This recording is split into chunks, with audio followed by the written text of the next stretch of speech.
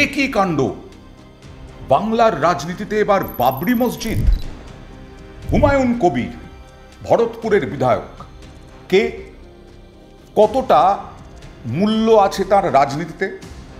একসময় অধীর চৌধুরীর একেবারে সঙ্গী, রাজনৈতিক সঙ্গী, সেখান থেকে তৃণমূলে, তারপরে আবার বিজেপিতে 2019-এ বিজেপির হয়ে লোকসভা ভোটে দাঁড়িয়ে হার, তারপরে আবার তৃণমূলে। 2019-এ বিজেপিতে যখন গেলেন তখন একেবারে তীব্র আক্রমণ মমতা বন্দ্যোপাধ্যায়, অভিষেক বন্দ্যোপাধ্যায়কে কি না বলেছেন। তারপরে আবার তৃণমূলে এলেন, তৃণমূলে এসে ভরতপুরের টিকিটও পেলেন, টিকিট পেয়ে জিতলেন। জিতেও বেগড়বাই আর থামে না তার, তৃণমূলের নামেই বলে চলেছেন, তৃণমূলের বিরুদ্ধেই বলে চললেন, তারপরে সাসপেন্ড হলেন। কিন্তু বাবরি মসজিদ, পশ্চিমবঙ্গের কি রাজনীতির ভবিষ্যৎ এটাই? পশ্চিমবঙ্গের ভবিষ্যৎ এটাই? কখনো 5 লক্ষ কণ্ঠে গীতা পাঠ, কখনো পাল্টা জগন্নাথ ধাম, কখনো বাবরি মসজিদ, কখনো অমুক মন্দির, কখনো রামনবমীর আয়োজন, একেবারে রাজ্যের জেলায় জেলায় রামনবমী, কখনো পাল্টা গণেশ পুজো এবং পাল্টা রামনবমী। এই যে ধর্ম, এমনিতে তো হিন্দু হিন্দু হিন্দু ধর্ম করে করে করে করে রাজনীতিতে ঢুকে পড়েছে, ধর্ম এবং রাজনীতি একসঙ্গে। এবং তারপরে এখন বাবরি মসজিদ। কোথাকার বাবরি মসজিদ? উত্তরপ্রদেশের। সেই বাবরি মসজিদের কি দরকার হলো পশ্চিমবঙ্গে? বাবরি মসজিদের ডাক দিলেন, বাবরি মসজিদই হবে, এখনো বলে চলেছেন হুমায়ুন কবির, বাবরি মসজিদই হবে। এ কোন রাজনীতি? এটার অঙ্ক কি? হুমায়ুন কবিরের টানে, হুমায়ুন কবিরের টানে, বাবরি মসজিদের টানে নয়, হুমায়ুন কবিরের টানে মুসলিম ভোট ভাগ হবে? কি চাইছেন? বিজেপি নেতৃত্ব কি হুমায়ুন কবিরকে অক্সিজেন দিচ্ছেন? অনেকে বলছেন যে ওয়াইসির মতোই এখানে হুমায়ুন কবিরকেও বিজেপি তুলে ধরছে, চাইছে মুসলিম ভোট যাতে ভাগ হয়। কিন্তু একটা জিনিস হচ্ছে, মুসলিমরা হুমায়ুন কবিরের ওপরে কেন ভরসা রাখবেন, অর্থাৎ সংখ্যালঘুরা হুমায়ুন কবিরের ওপরে কেন পুরোপুরি ভরসা রাখবেন? যেটা হুমায়ুন কবির বারবার দাবি করছেন যে তিনি নাকি ডিসাইড ফ্যাক্টর হবেন, তিনি নাকি ডিসিশন মেকার হবেন। কেন? 30% সংখ্যালঘু ভোটের কত শতাংশ তিনি পেতে পারেন?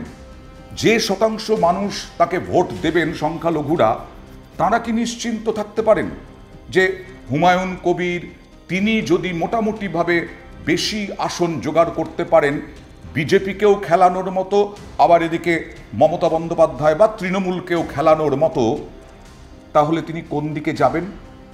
এমনিতেই তো এখন এই বাবরি মসজিদের নামে 11টা দান বাক্সে নগদ গোনা শেষ হয়ে গেছে, অনলাইনে কোটি কোটি টাকা, অফলাইনেও কোটি কোটি টাকা উঠে এসেছে। কোটি টাকা দিলেই কি হুমায়ুন কবির বিজেপিতে যাবেন না? কয়েকশো কোটি টাকা দিলে বিজেপিতে যাবেন না, এর গ্যারান্টি কি? এবং বিজেপিতে গেলে পরে সংখ্যালঘুরা, অনেকেই বলছেন যে সংখ্যালঘুরা তো বিজেপিতে নিরাপদ নন, সংখ্যালঘুরা মনে করেন নাকি যে বিজেপিতে নিরাপদ নন, কারণ বারবার বিজেপি নেতৃত্ব হিন্দু হিন্দু ভোট, হিন্দু ভোট, সনাতন হিন্দু ভোট, এই সবের কথা বলে এসেছেন। এখন বিজেপির অনেক নেতাই, বিশেষ করে বিরোধী দলনেতা বলছেন আমরা মুসলমান ভোট চাইনি, এটা কখনোই বলিনি। তাহলে নিরাপত্তা, সংখ্যালঘুদের নিরাপত্তা কোথায় সেটা সংখ্যালঘুরা খুব ভালো করেই জানেন। আবার হুমায়ুন কবির যে এই সমস্ত কিছু করছেন, তৃণমূলও তো বসে নেই নিশ্চয়ই, তৃণমূলও পাল্টা কৌশল আছে। কিন্তু হুমায়ুন কবির যে দাবি করছেন সেই দাবি কতটা সারবত্তা আছে? হুমায়ুন কবিরের পেছনে কত জনসমর্থন আছে যে একটা ভোটে ডিসিশন মেকার হতে পারেন?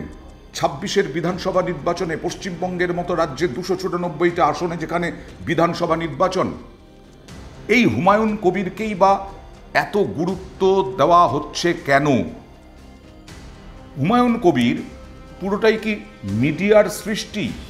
বেশ কয়েকটি মিডিয়া, তারাই তো হুমায়ুন কবিরকে তুলে ধরছেন, বড় বড় করে তার কথা, তার বক্তব্য চালানো হচ্ছে।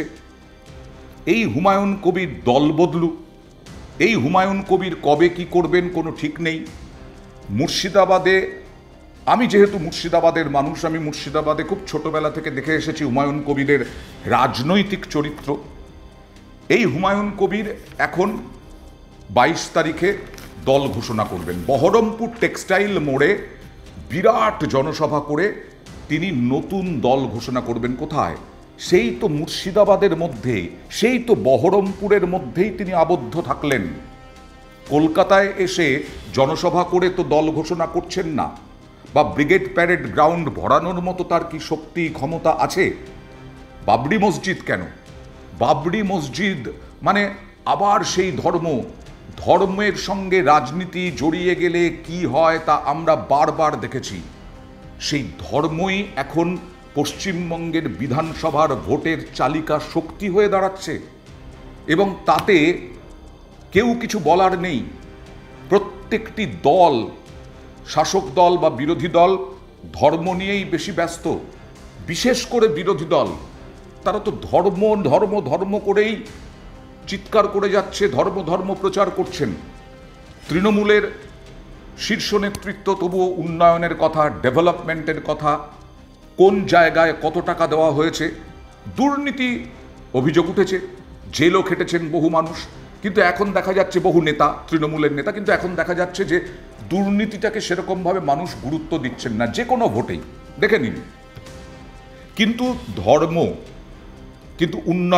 উন্নয়নটাকে গুরুত্ব দেন মানুষ। ধর্মটাকেও ইনজেক্ট করা হচ্ছে, ঢুকিয়ে দেওয়া হচ্ছে রক্তে একেবারে ধর্ম। বিশেষ করে এই মুহূর্তে আমরা যা দেখলাম, ধরুন যে 5 লক্ষ কণ্ঠে গীতা পাঠ অনুষ্ঠান, সেখানে একজন চিকেন প্যাটিস বিক্রেতা, তার বিরুদ্ধে অভিযোগ যে তিনি নাকি ভেজ প্যাটিস বিক্রি করছেন বলছিলেন, কিন্তু আসলে চিকেন প্যাটিস বিক্রি করছিলেন, যদিও তিনি অভিযোগ অস্বীকার করেছেন। তাকে মারধর করা হলো। চিকেন প্যাটিস কেন বিক্রি করছিলেন? এই পুরো বিষয়টাই ধর্মের মধ্যে চলে যাচ্ছে। রাজনীতির থেকেও ধর্ম অনেক বেশি প্রাধান্য পাচ্ছে, উন্নয়নের থেকেও ধর্ম বেশি প্রাধান্য পাচ্ছে। আর হুমায়ুন কবির সেই ঘোলা জলে মাছ ধরতে চাইছেন। ইতিমধ্যেই হুমায়ুন কবির ফেঁসেও গেছেন। যেমন ধরুন, সৌদির অতিথি আসলে বঙ্গের, এটাও দেখা গেছে। ওখানে নাকি সৌদির অতিথি আসবেন প্রস্তাবিত বাবরি মসজিদের ভিত্তি স্থাপন হওয়ার দিন।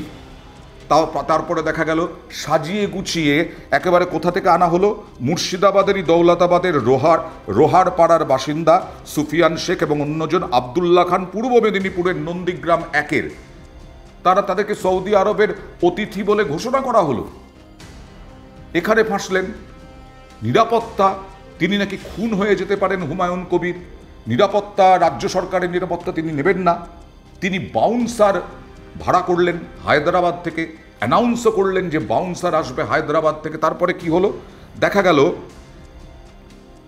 এই হায়দ্রাবাদ থেকে বাউন্সাররা এলেন, আসার পরে দেখা গেল স্থানীয় কলকাতার বাউন্সার সঙ্গে সঙ্গে রিজেক্ট করলেন হুমায়ুন কবির। এই তো অবস্থা। তাহলে হুমায়ুন কবিরের ওপরে ভরসা রাখবেন কি করে সংখ্যালঘুরা? এটাই তো সব থেকে বড় প্রশ্ন। হুমায়ুনের সঙ্গে স্থান বিভ্রাট অবশ্য পরেও ঘটেছে। বুধবার রাতে তিনি জানিয়েছেন হায়দ্রাবাদের, তার দেখা গেল কলকাতার। এবং এই যে বলা হচ্ছে রাজ্যের মন্ত্রী সিদ্দিকুল্লাহ চৌধুরী নাকি এই চক্রান্তের সঙ্গে জড়িত, যে হুমায়ুন কবিরের মঞ্চে সৌদি আরবের অতিথি বলে 2 জন পাঠিয়ে দিয়েছেন পূর্ব মেদিনীপুর আর মুর্শিদাবাদে, যদিও সিদ্দিকুল্লাহ চৌধুরী একেবারে অভিযোগ অস্বীকার করেছেন। এই তো হচ্ছে অবস্থা, এই তো হচ্ছে হুমায়ুন কবিরের অবস্থা। কোনো রাজনৈতিক দল ছাড়া, তৃণমূল বা বিজেপি ছাড়া তার রাজনৈতিক যে ক্যারিয়ার, যে রাজনৈতিক যে চালিকা শক্তি, রাজনীতি, কোনো রাজনৈতিক বৃহত্তর দল ছাড়া তার কোনো রকম আলাদা করে অস্তিত্ব আছে? তিনি দাবি করছেন তার দল গড়বেন, তিনি দাবি করছেন যে প্রচুর নাকি আসন পাবেন।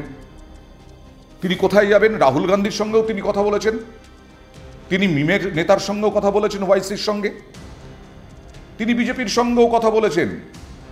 বিজেপি ক্ষমতায় এলো না তৃণমূল ক্ষমতায় এলো তার কিছু যায় আসে না। এখানেই তো অদ্ভুত লাগছে। তার কি কোনো দিশা আছে? দিশাটা কি?